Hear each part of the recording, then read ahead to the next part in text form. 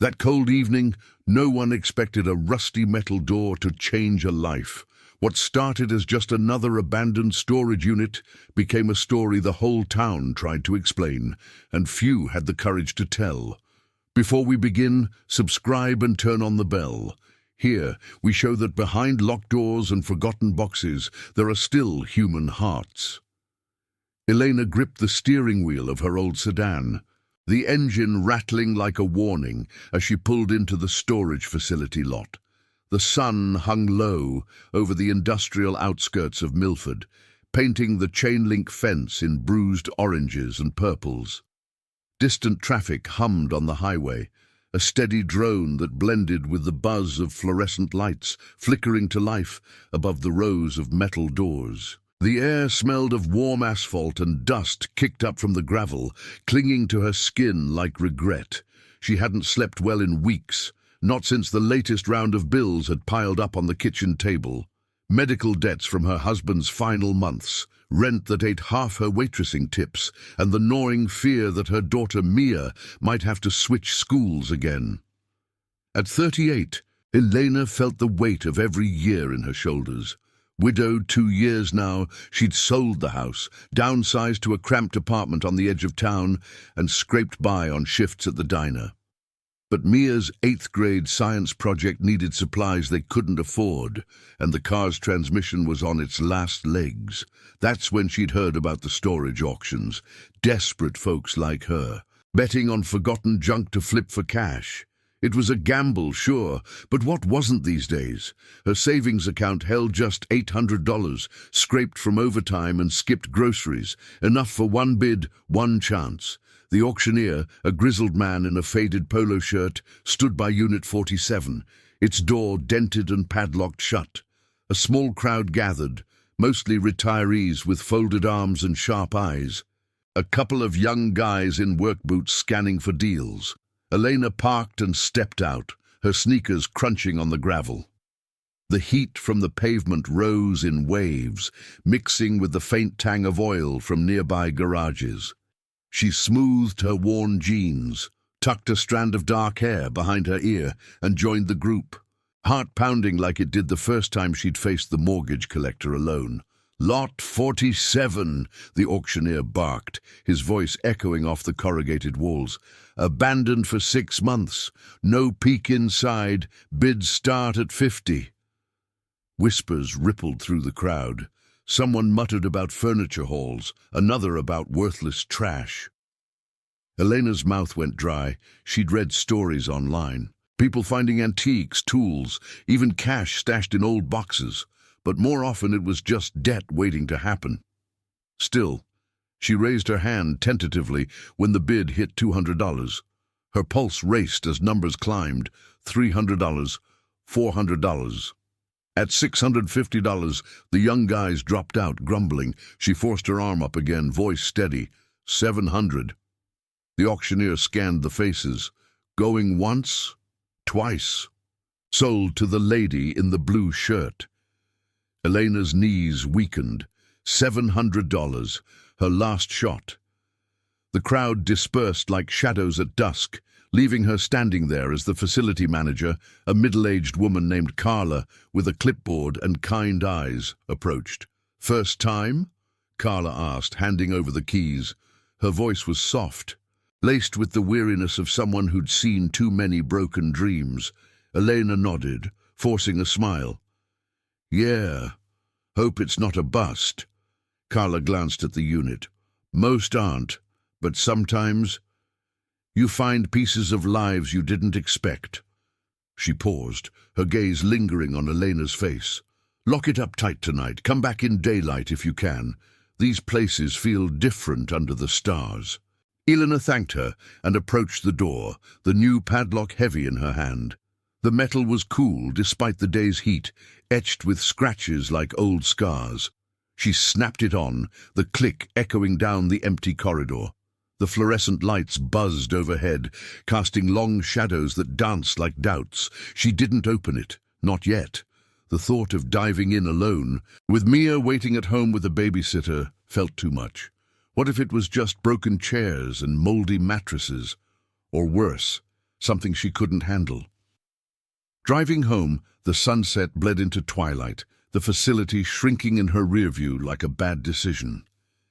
Mia was asleep when she slipped into the apartment, the girl's small form curled under a threadbare blanket. Elena sank onto the couch. Bills scattered like accusations. She pictured the unit, dark, silent, holding secrets from someone who'd walked away. Furniture, the auction tag had said. Abandoned. Who leaves behind tables and beds? A family in crisis? A hoarder overwhelmed? Or something shadier? Stolen goods dumped to evade trouble? Sleep evaded her that night. She lay in the dim glow of the street lamp filtering through the blinds, the apartment's walls pressing in. Memories surfaced unbidden. Her husband, Tom, laughing as he assembled Mia's crib, his hands steady and sure. Now those hands were gone, and she was the one holding everything together, or trying to. What if the unit held nothing but echoes of loss, like her own? She imagined hauling out dusty dressers, wiping away years of neglect, maybe selling enough to cover the car repair. Hope flickered, fragile as a match in the wind. But doubt crept in too, the fear of finding something tainted, something that could drag her down further. Police reports she'd skimmed online flashed in her mind, units with drugs, weapons, remnants of crimes long cold. By morning, the sky outside was a hazy grey, the kind that promised rain but delivered none. Elena brewed coffee, strong and black, and packed a flashlight and gloves into a duffel. Mia shuffled in, rubbing her eyes, backpack slung over one shoulder for school. "Mom, you okay? You look tired." Eleanor forced brightness into her voice, ruffling the girl's hair. "Just a big day ahead. Want something that might help us out." She didn't elaborate. Mia didn't need the weight of it yet. After dropping her at the bus stop, Eleanor drove back to the facility, the hum of the engine a nervous rhythm. The lot was quieter now, the sun climbing slow over the rooftops, turning the metal doors to dull gold. Carla was there, sweeping the entrance. "Back already? Brave." "Curious," Elena replied, though her stomach twisted. She approached Unit 47, key in hand. The lock gave with a scrape, metal on metal, like a reluctant confession. The door rolled up, inch by inch, revealing shadows thick with dust. She flicked on the flashlight, beam cutting through the gloom. Inside, it wasn't the chaos she'd feared. Neat stacks of furniture filled the space. Wooden chairs with carved backs, a oak sideboard shrouded in sheets, an armchair sagging under its own history. The air was stale, laced with the musty scent of aged wood and faint polish. No obvious junk, no broken glass. Just pieces of a home, abandoned like forgotten promises. Elena's hand trembled as she touched the edge of a dresser, its surface cool and smooth. It felt personal, intimate. She pulled back, heart racing. Not today, not all at once. She relocked the door, the click louder this time, sealing in the unknown. As she walked to her car, the weight of it settled deeper, not just the furniture but the life it hinted at. Who had left this behind, and what else might be hidden in the drawers, waiting to upend everything? Elena drove home from the facility with the image of those stacked chairs burned into her mind, their wooden frames like silent sentinels in the dim light. The afternoon sun slanted through the car windows, warming her arm, but it did little to ease the chill that had settled in her chest. She stopped at the grocery store on the way, picking up milk and bread with the last of her cash. The fluorescent aisles buzzing like the lights at the unit. Checkout was quick, the cashier's polite nod a small mercy, but as she loaded the bags into the trunk, doubt gnawed at her. Furniture. Clean, organized. It didn't feel like the cast-offs of a hurried eviction. It felt deliberate, like someone had packed away a life with care, then never returned. Mia was home when Elena arrived. Sprawled on the living room floor with her homework, the apartment filled with the faint scent of canned soup from lunch. The girl looked up, her face lighting with curiosity. Did you see what's inside? Is it treasure? Elena set the groceries down, forcing a laugh that sounded hollow even to her. Not treasure, kiddo. Just old stuff. Chairs, tables, things we might sell to fix the car. She didn't mention the unease, the way the air in the unit had hung heavy, almost expectant. Mia nodded, satisfied for now, and returned to her math problems, pencil scratching softly against paper. Elena watched her for a moment. The girl's brow furrowed in concentration, so like Tom's when he'd puzzle over a crossword. That pang hit again, sharp and familiar, reminding her why she'd bid in the first place. For moments like this, stability, a future without the constant scramble. Dinner was simple, pasta with sauce from a jar, eaten at the wobbly kitchen table. Mia chattered about school, a new friend in art class, the science fair looming. Elena listened, nodding, but her thoughts drifted back to Unit 47. What if there were valuables tucked away? Antiques worth more than she'd imagined? Or worse, something that marked it as trouble, faded labels from an estate sale gone wrong, or locks on drawers that screamed secrets. She pushed the plate away half-eaten, the steam curling up like unanswered questions. That night, after tucking Mia in with a story about brave explorers, Elena sat at the kitchen table under the single bulb.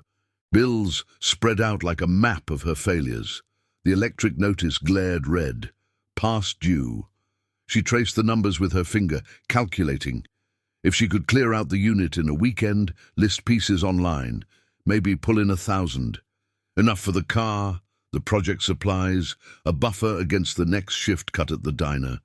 But the what-ifs swirled. What if it was all particle board junk, worthless under scrutiny? Or if opening it fully unearthed something she couldn't unsee, personal effects that tugged at her conscience, making her complicit in someone else's abandonment. Sleep came fitfully, dreams fragmented with echoes of scraping metal and shadows shifting in corners. By dawn, resolve hardened. She couldn't wait any longer. After seeing Mia off to school, Elena packed gloves, trash bags, and a pry bar into the sedan, the tools clinking like resolve. The drive to the facility felt shorter, the morning haze lifting to reveal the industrial yard in stark relief. Roofs glinting under a pale sky, the chain-link fence rattling faintly in the breeze. She parked closer this time, near the entrance where Carla was already at work, hosing down the concrete with a steady hiss of water. "Morning," Carla called, shutting off the spray. Water pooled at her feet, reflecting the overcast sky. She wiped her hands on her jeans, eyes appraising Elena with that same quiet kindness. "Couldn't stay away, huh? Need a hand? I get off in an hour." Elena hesitated, the offer hanging between them like a lifeline. She'd planned to do it alone, keep the vulnerability private, but the unit loomed at the end of the row, its door a blank face. "Maybe it's more than I thought." Carla nodded, no judgment. "Furniture units can be heavy, and sometimes heavy in other ways. I'll swing by after my rounds." She turned back to her task, the hose restarting with a sputter. Elena approached the unit alone first, key trembling slightly in the lock. The scrape of metal echoed louder in the morning quiet, the door rolling up to spill out the musty breath of aged wood. Sunlight pierced the gloom now, illuminating the stacks more clearly. A mahogany dining set, its legs carved with vines. A velvet-upholstered sofa, dust motes dancing in the beams, bookshelves leaning against the far wall. Empty, but for faint outlines of where volumes had pressed. No chaos, no mildew. It was as if the owner had intended to come back, to reclaim this slice of domesticity. She stepped inside, the concrete cool under her sneakers, the air thicker here, laced with the subtle vanilla of old varnish. Starting small, she pulled a side table forward, its surface scarred but polished once upon a time. Gloves on, she tugged at the single drawer. It stuck at first, wood swollen from humidity, then gave with a reluctant groan. Inside, nothing but yellowed newspaper clippings, brittle under her touch. Headlines from 5 years back: local mill closure, a fire at the old theatre. Harmless relics, but they stirred something. Whose hands had clipped these? A collector. A journalist fallen on hard times? Emboldened, she moved to the dresser, its oak frame solid, drawers deeper and wider. The first yielded linens, folded neatly, tablecloths with lace edges, smelling faintly of lavender sachets. Elena's fingers brushed the fabric, soft as memory, and for a moment she saw her own home before Tom, linens starched and ready for guests who never came anymore. She shook it off, stacking the items in a bag for cleaning. The second drawer held silverware, tarnished forks and spoons in a velvet case. Valuable? Maybe, if polished and sold right. But the bottom drawer resisted, its handle loose, as if tampered with. She wedged the pry bar gently, heart thudding against her ribs. The wood splintered slightly, revealing a false bottom, a thin panel hiding a narrow compartment. Elena froze, breath catching. Tucked inside was a small, leather-bound journal, its cover cracked, and beside it a bundle of letters tied with twine, envelopes addressed in a precise feminine script to "Dearest Harold." No money, no jewels, but the intimacy of it hit like a wave. Personal, private. She didn't open them, not yet. The journal's pages whispered as she lifted it, the weight of untold words pressing down. Who was Harold? And why hide this amid the furniture, like a heart buried in the chest? Footsteps approached outside, Carla's voice calling softly. "Everything all right in there?" Eleanor slid the items back, heart racing, the false panel snapping into place with a click. She stepped out, wiping dust from her hands, the morning light harsh on her face. "Yeah, just starting." But as Carla peered in, offering to help lift the sofa, Eleanor's mind churned. This wasn't just furniture. It was a story, unfinished and fragile, and prying further might unravel threads she wasn't ready to pull. The moral tug began: keep digging for profit, or walk away from what felt like trespassing on grief.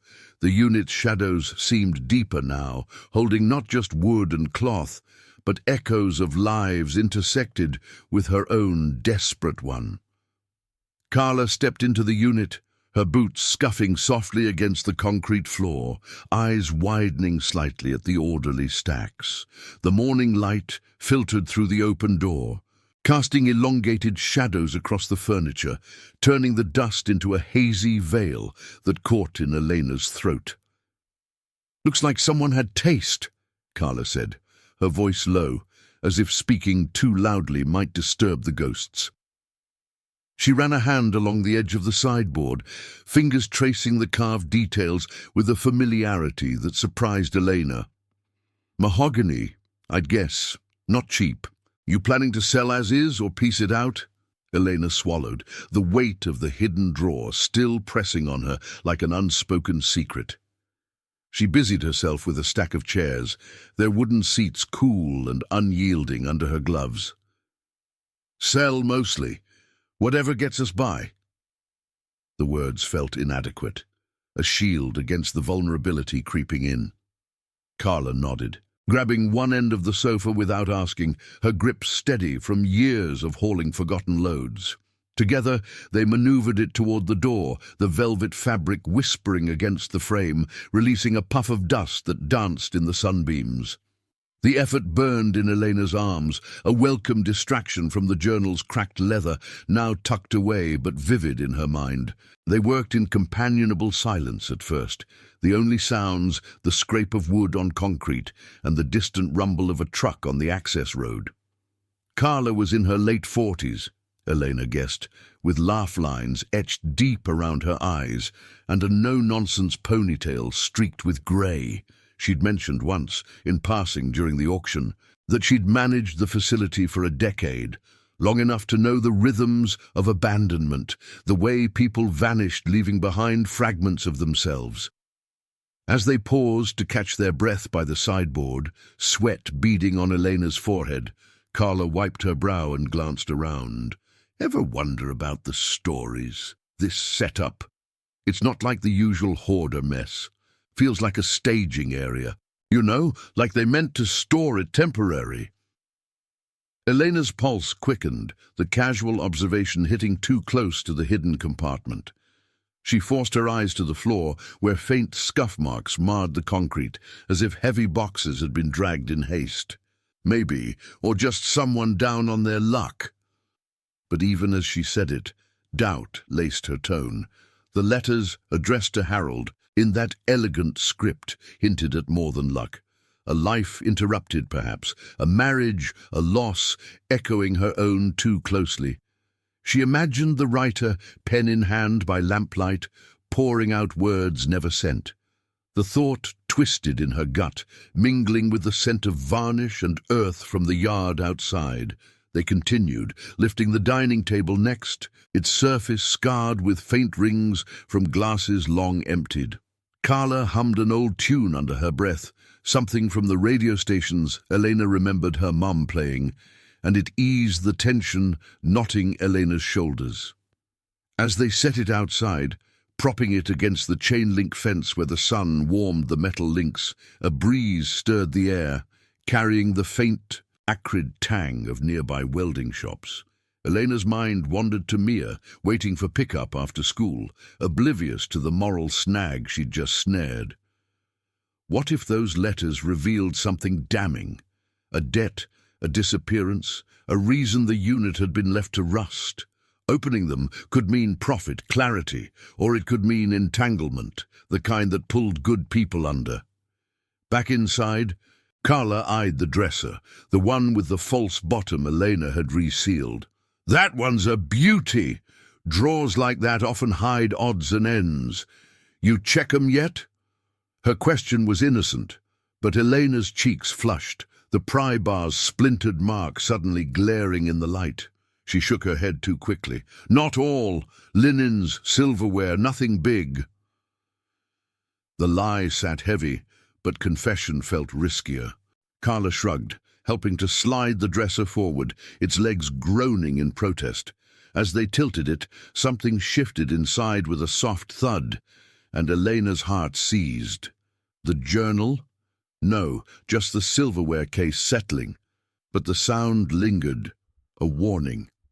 They broke for water around noon, sitting on the tailgate of Elena's sedan, the lot baking under the climbing sun. Carla twisted open a bottle, condensation dripping onto her jeans.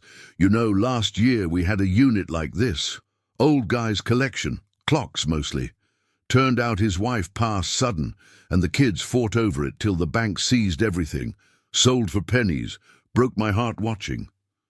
She paused, studying Elena's face. But you seem like the type who'll do right by it, not just flip and forget. Elena's throat tightened, the kindness piercing her defenses.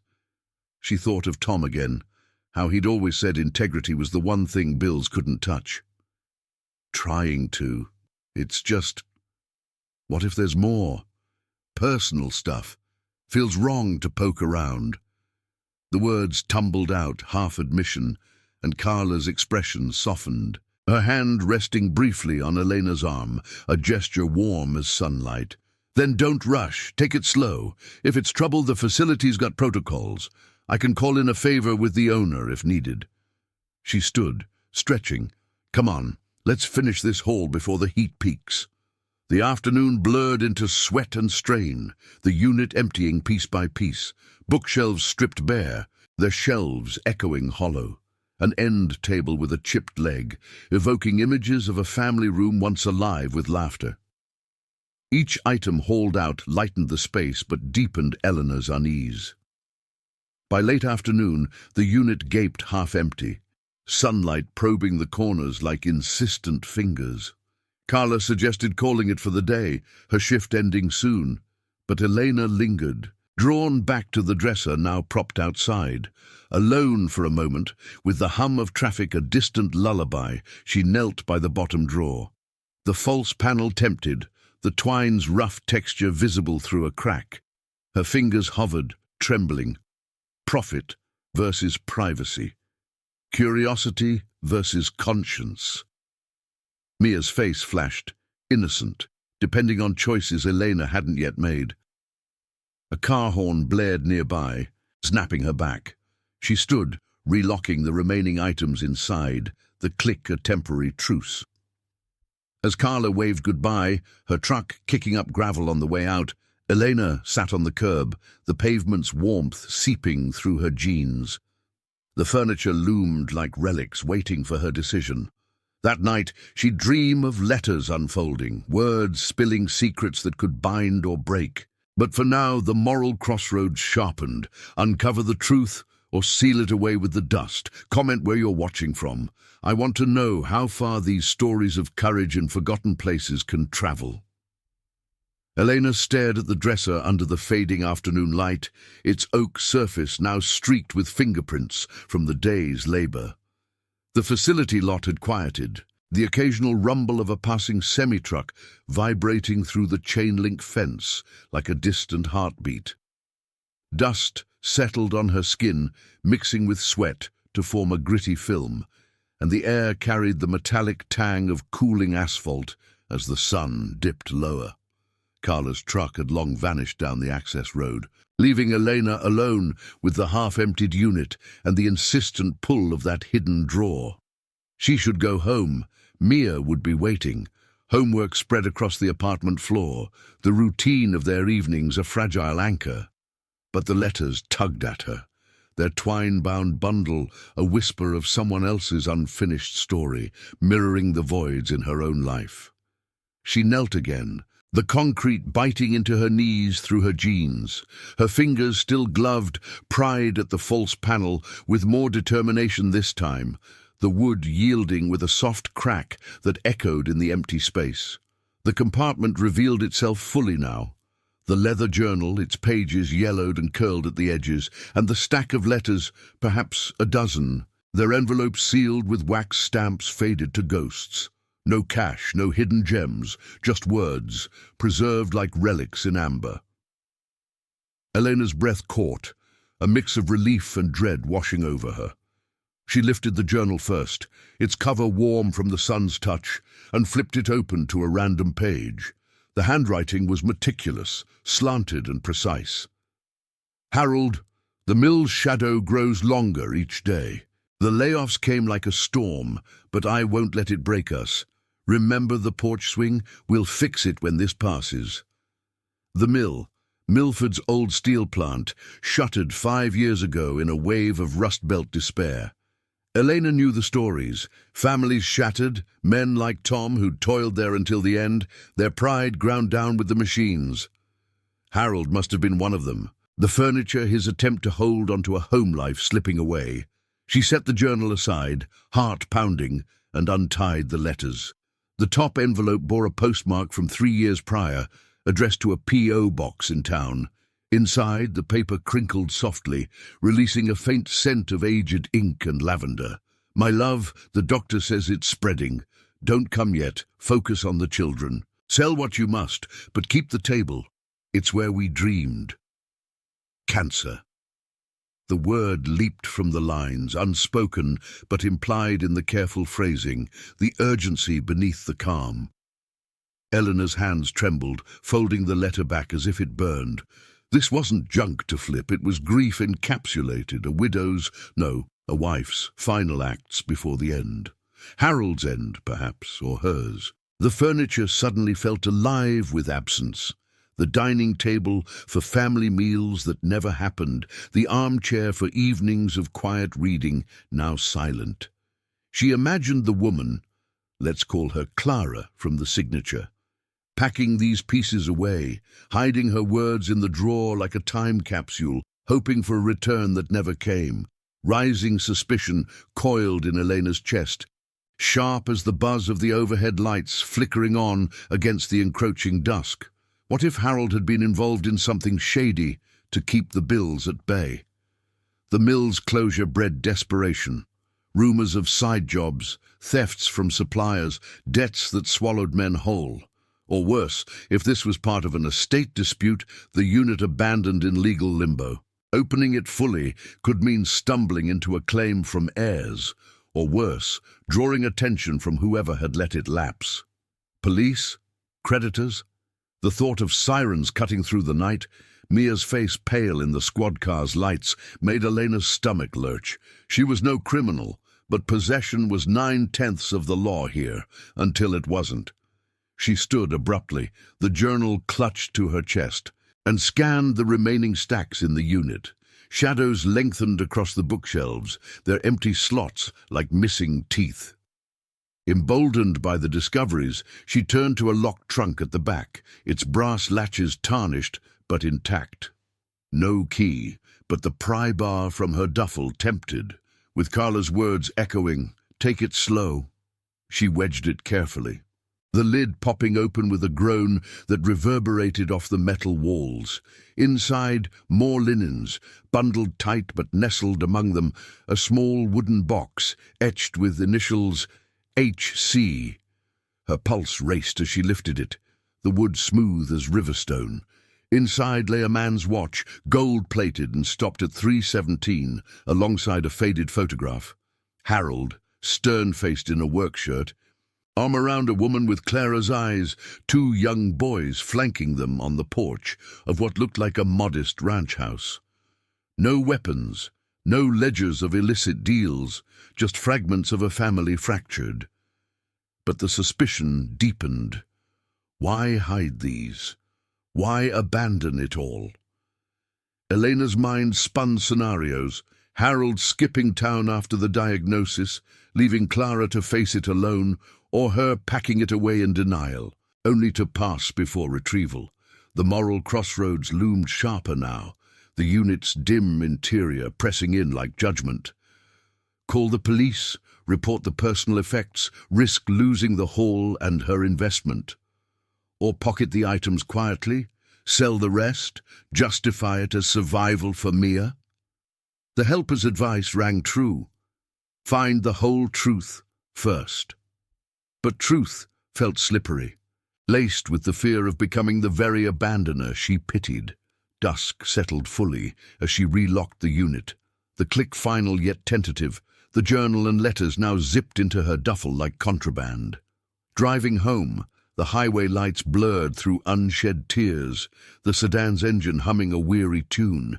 Mia greeted her at the door with a hug, the girl's warmth cutting through the chill. Overcanned chili at the table, Elena listened to tales of school drama, her smiles automatic, but her thoughts anchored to the photograph's frozen family.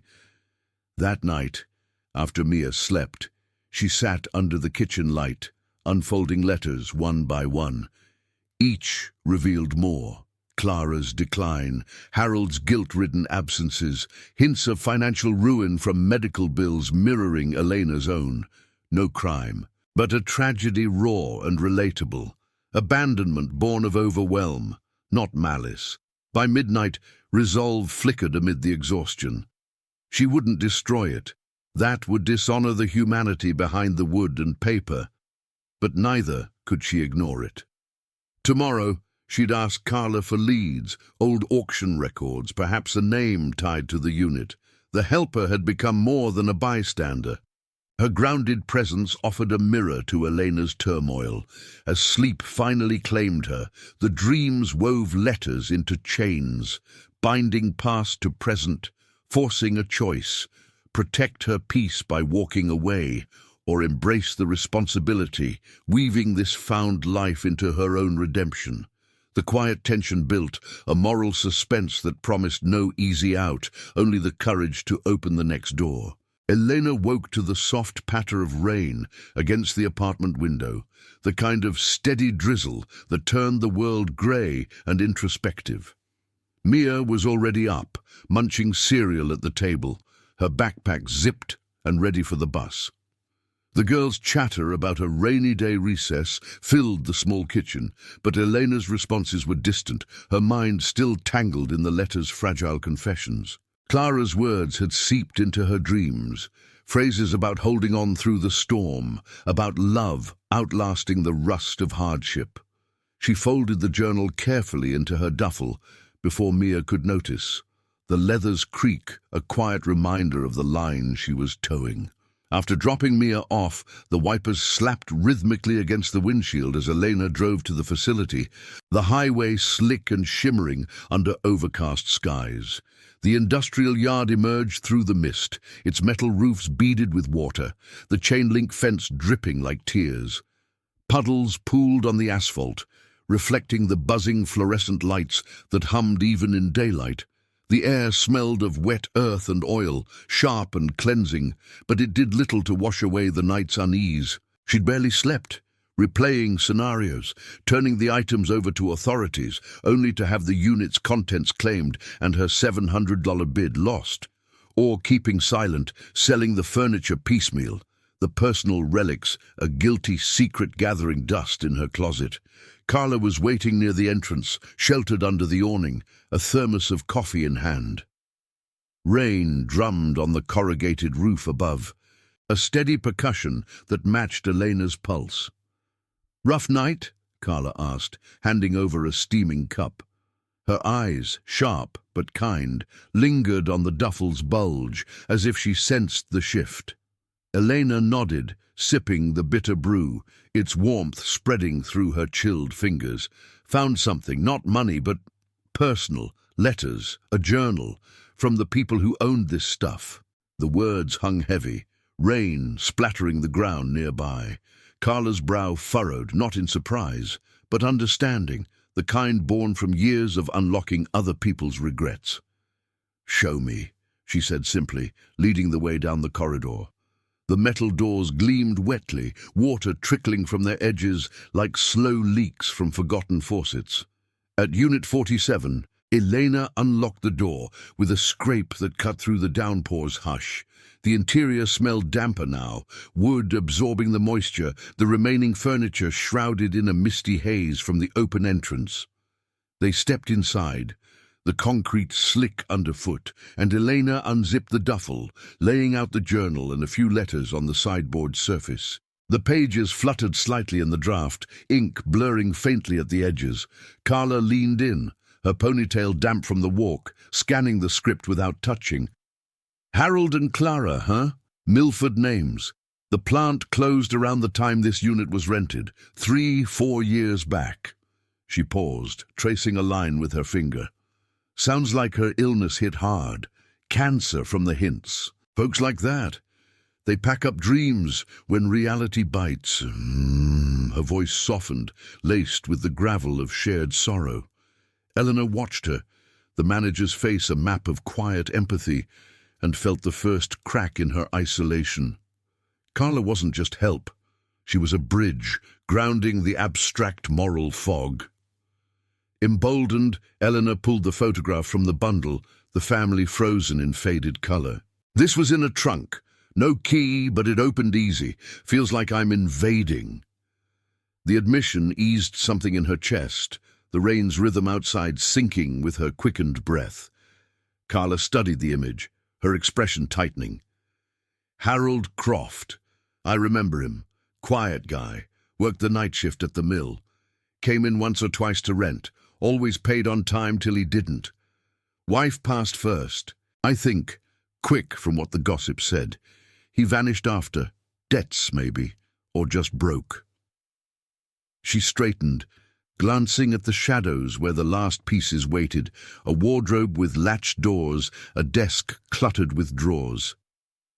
Units like this, sometimes they're escapes. He might have stored it all intending to start over, then couldn't. The revelation deepened the unease, turning suspicion into a tangible ache.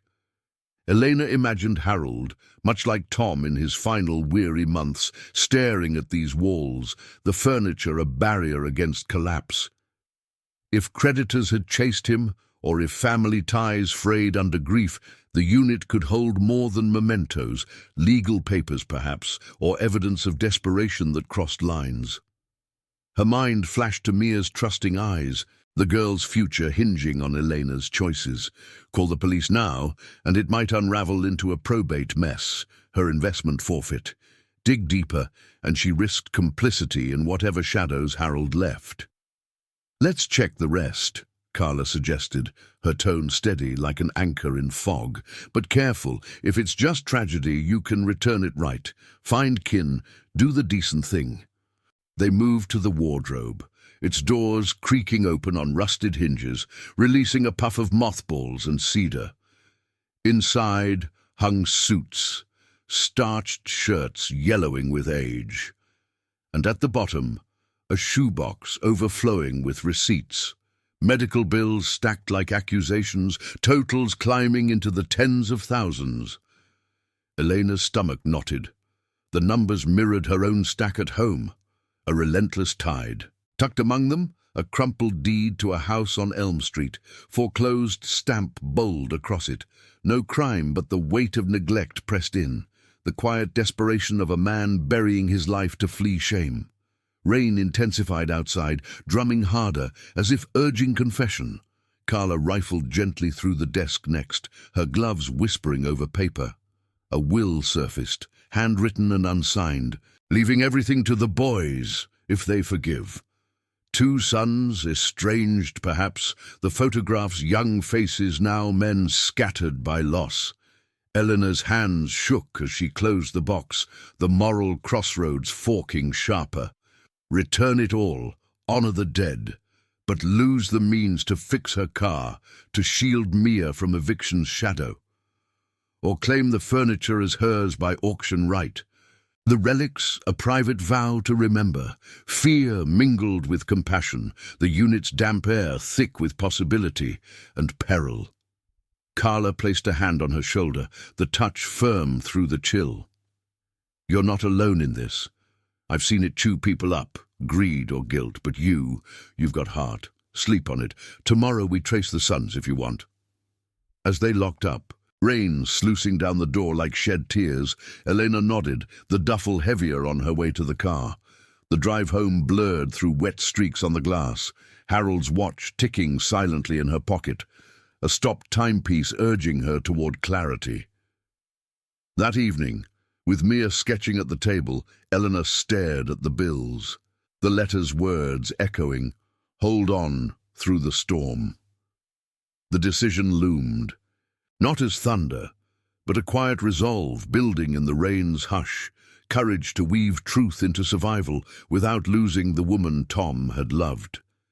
The rain had eased to a fine mist by morning, leaving the facility yard slick and reflective, puddles mirroring the overcast sky like shattered glass. Eleanor pulled into the lot, the sedan's tires hissing over wet gravel, the air heavy with the scent of damp concrete and distant pine from the nearby woods. Her duffel sat on the passenger seat, the journal and letters inside a quiet burden, their edges softened by the night's humidity.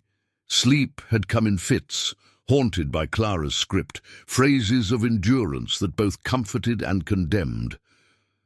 Mia had noticed her distraction at breakfast, the girl's small hand squeezing hers before the bus. "Whatever it is, Mom, you'll figure it out. You always do." The faith in those words fueled Eleanor now, a fragile spark against the moral fog.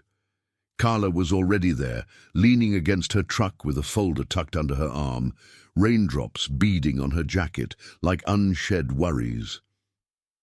She straightened as Elena approached, her expression a mix of resolve and caution, the kind honed from years of mediating between loss and law. "Slept on it?" she asked, voice cutting through the mist's hush. "Sort of," Elena replied, unlocking the unit with a metallic scrape that echoed down the corridor. The door rolled up, releasing a cool, earthy breath from within, the remaining furniture cloaked in faint condensation, wood gleaming dully under the fluorescent buzz. They stepped inside, the space feeling smaller now, more intimate, as if the walls held their breath. Eleanor spread the documents on the desk's scarred surface. The unsigned will, the foreclosed deed, the stack of medical receipts yellowed like old wounds. Carla flipped through them methodically, her gloves whispering over paper. The rain's patter outside a steady underscore. "Croft," she murmured, nodding at the name on the deed. "Elm Street. That's the old neighborhood by the tracks." Quiet place till the mill went under. She pulled a worn notepad from her pocket, jotting notes. I can run the unit's rental history through the office logs. Might have an address, next of kin. But if we're tracing the sons, that's trickier. Public records, maybe a call to the county clerk. You sure you want to go there? Elena's fingers traced the photograph's edge, Harold's stern gaze meeting hers. The boys' faces blurred by time, but alive with potential.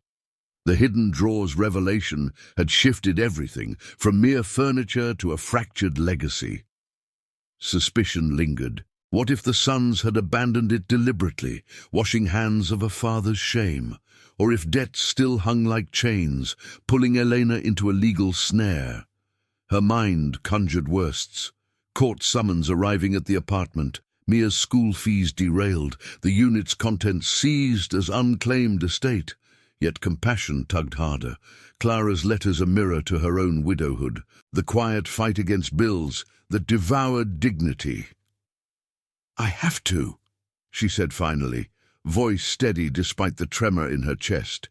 Selling it blind feels like theft, but keeping it, that's no better. The words hung in the damp air, the unit's shadows deepening as clouds thickened outside. Carla nodded, no judgment, just the anchor of shared understanding. She was more than manager now, a guide through the ethical maze, her presence easing the isolation that had gripped Elena since Tom's death.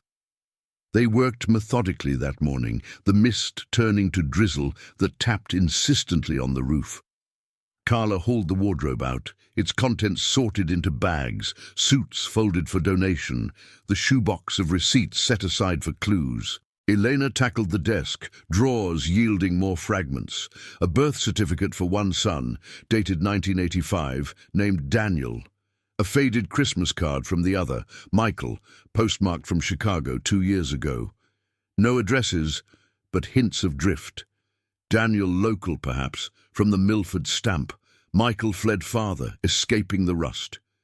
Each find escalated the stakes, the moral crossroads forking into paths of exposure or erasure. Call the police, and it became official. Abandoned property, potentially auctioned anew. Her bid a sunk cost. Contact the sons directly, and she risked rejection, or worse, demands that stripped her bare. By noon, the unit stood nearly empty, furniture staged outside under tarps Carla had fetched. The concrete floor scuffed and echoing. They sat on overturned crates in the corridor, rain sluicing down the walls like reluctant tears, sharing sandwiches from Elena's cooler. The bread was soggy, but the break grounded her, Carla's stories weaving normalcy into the tension. Had a unit once with war relics, medals, letters from Nam. Owner's kid showed up months later, tears and all. Turned out better than expected. Closure, you know. Elena nodded, the watch heavy in her pocket, its stopped hands a symbol of stalled lives. What if they don't want it, or blame me for prying? Fear coiled tighter, visions of confrontation. A son at her door, voice sharp with accusation, Mia peeking from her room. But hope flickered too, the redemption in returning pieces of a mother, a father, to those who'd lost them.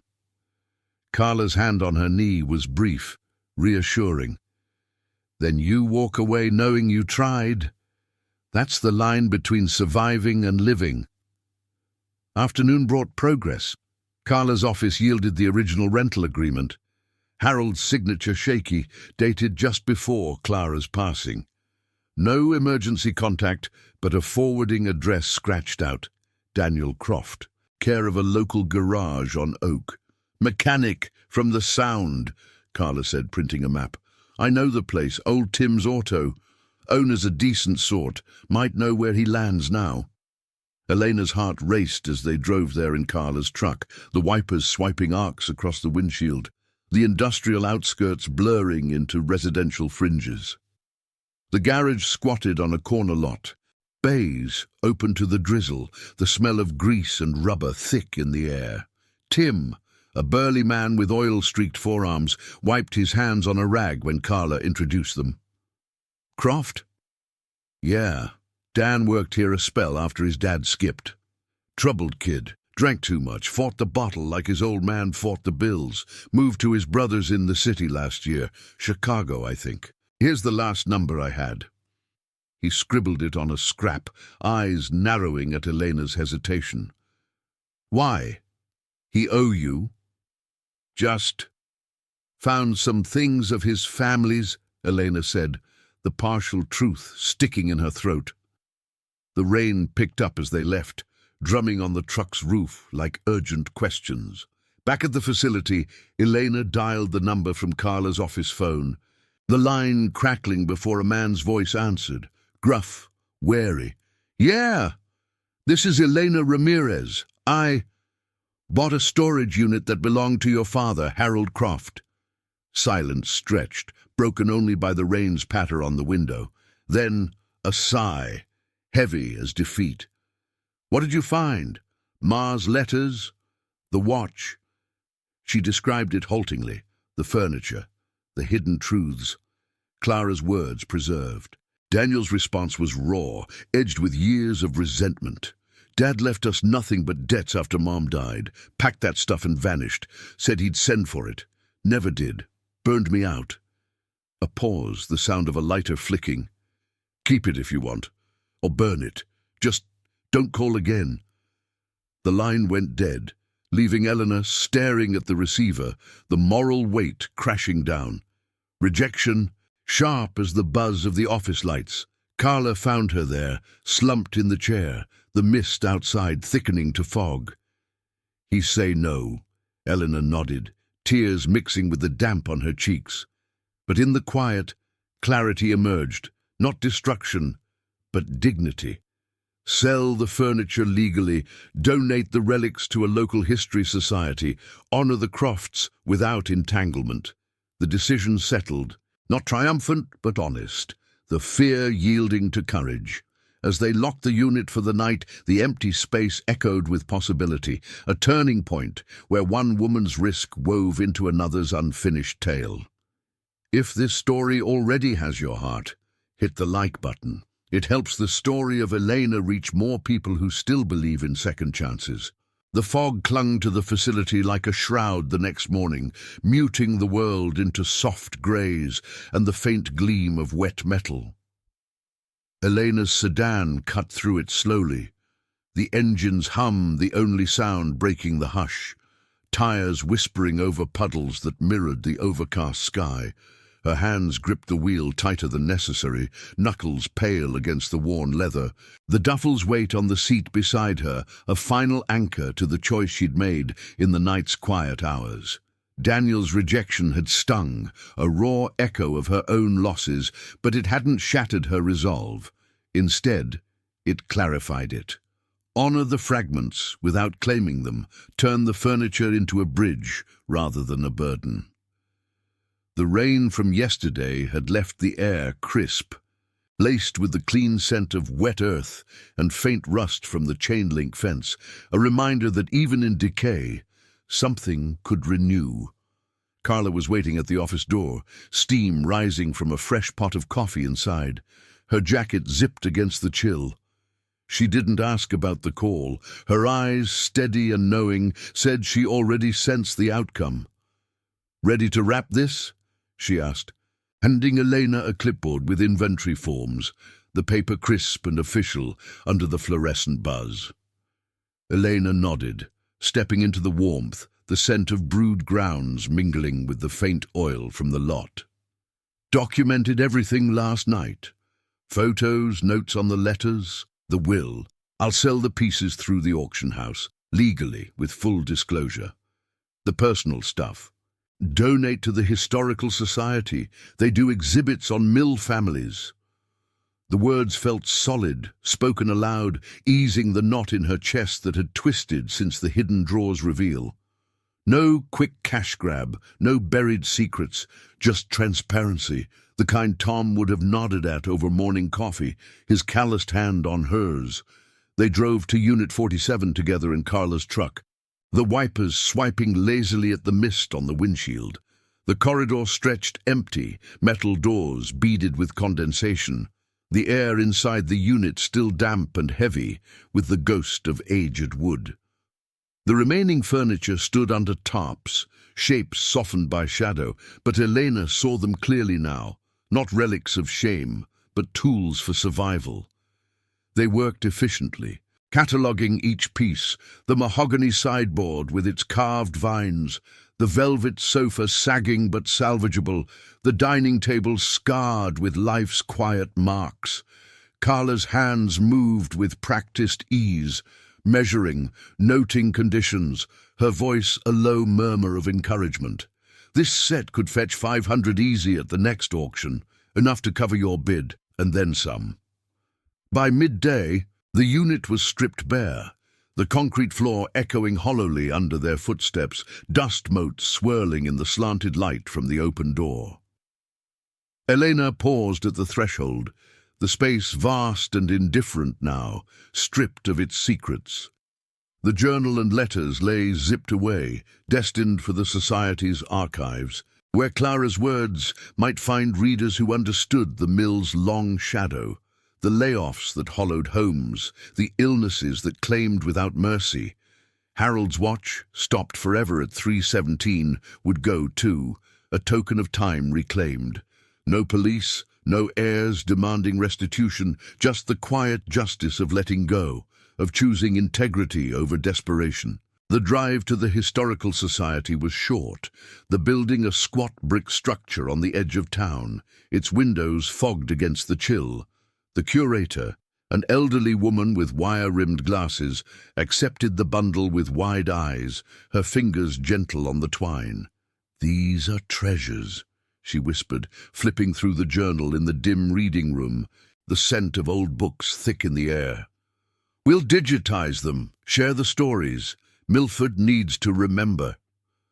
Eleanor's throat tightened as she handed over the photograph, the family's frozen smiles a final release. Outside, Carla waited in the truck, engine idling like a patient's heartbeat. No words passed when Elena climbed in, just a nod, the kind that sealed a budding friendship.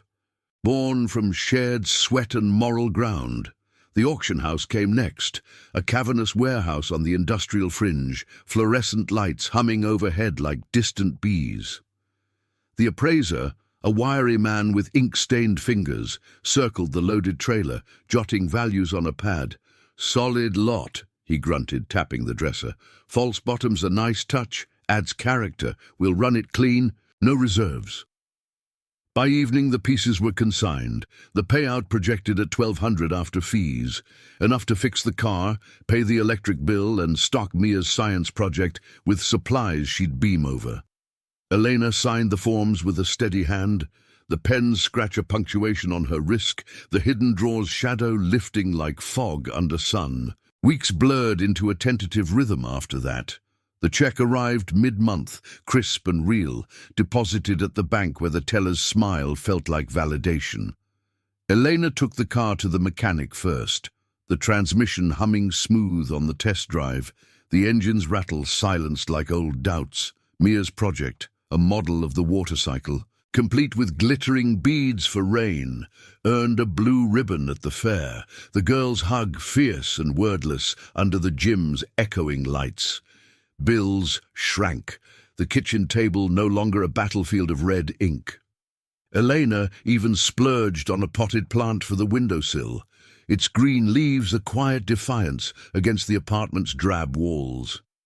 Carla became a fixture, not just in memory but in life.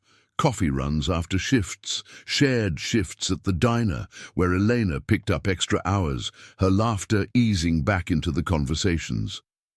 "You're rebuilding," Carla said one evening over pie at the counter, the diner's neon sign buzzing outside, casting red glows on the rain-slicked street.